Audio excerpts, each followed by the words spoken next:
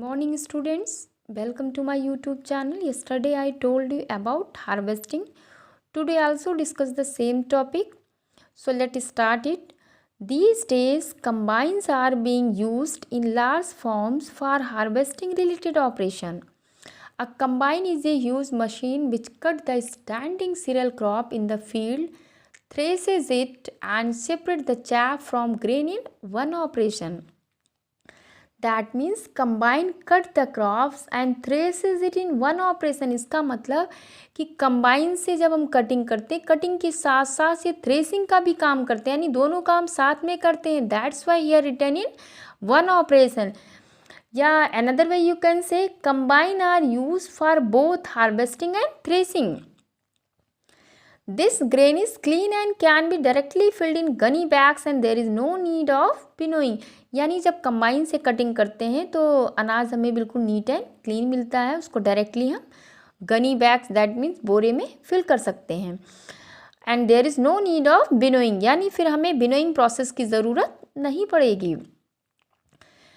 But one of the disadvantage of using the machine like combine is that it reduces the yield of hay which is used as fodder for cattle। लेकिन combine से जब हम cutting करते हैं उससे काटने से कुछ नुकसान भी होता है, यानी कुछ हानियाँ भी हैं। क्या है? It reduces the yield of hay, यानी भूसे की मात्रा कम हो जाती है। और जब भूसे की मात्रा कम हो जाएगी तो इसी भूसे का ही उपयोग हम करते हैं जो है चारा के रूप में जानवरों को खिलाने के लिए। This is because the combines cut only the upper part of standing crop and not from near the ground. क्यों कमी होती है? क्योंकि जब कंबाइन से कटिंग करते हैं तो केवल ये अपर पार्ट्स को ही कट करता है, बाकी पूरा पार्ट्स फील्ड में ही खड़ा रहता है। इस वजह से जो है भूसे की कमी हो जाती है। जो पार्ट बचा है फील्ड में जो खड़ा है उस पार्ट को हम क्या कहते हैं? स्टब, यानी द स्टब। स्टब का मतलब होता है ठूठ, यानी the remaining part that stand in the field. The stub of crop plant left in the field after harvesting are some time burn by farmers. यानी जो स्टब पार्ट जो खेतों में खड़ा है, किसान उसको कभी कभी जला देते हैं। जलाने से उसके हार्मफुल इफेक्ट क्या हैं? यानी this burning of stub is harmful due to two reason. First, the burning of stub of crop plant in the field causes air pollution, यानी अगर उसको हम जलाते हैं तो इससे क्या होगा? वायु प्रदूषण। And second, the burning of stub in the field may cause accidental fire to the harvested crop and damage it. दूसरा रीज़न ये है कि अगर उस स्टब को हम जलाते हैं तो आग लगने की भी चांसेस हैं, अगल बगल और भी फसल हैं उनको भी नुकसान होने का चांस है। But a study shows that retaining crop stub minimize erosion, returns nutrients, increases soil water holding capacity.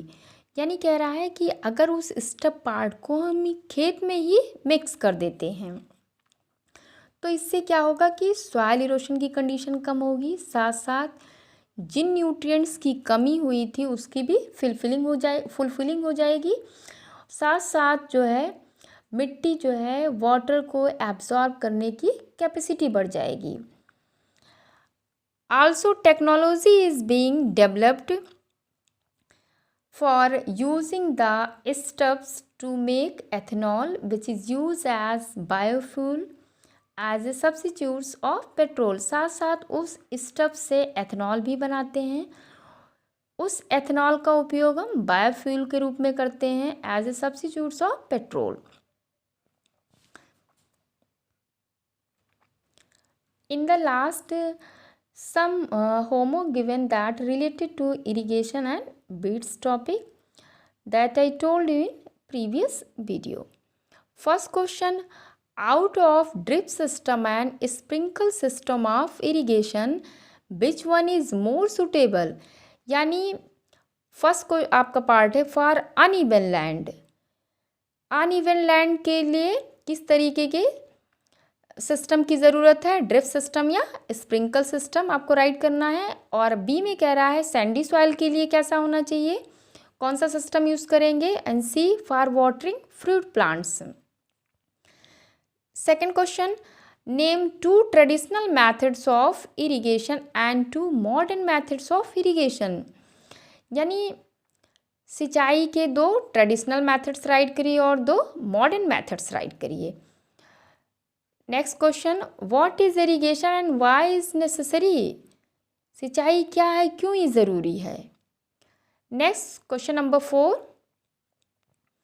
What are weeds, name any one weed found in a crop field.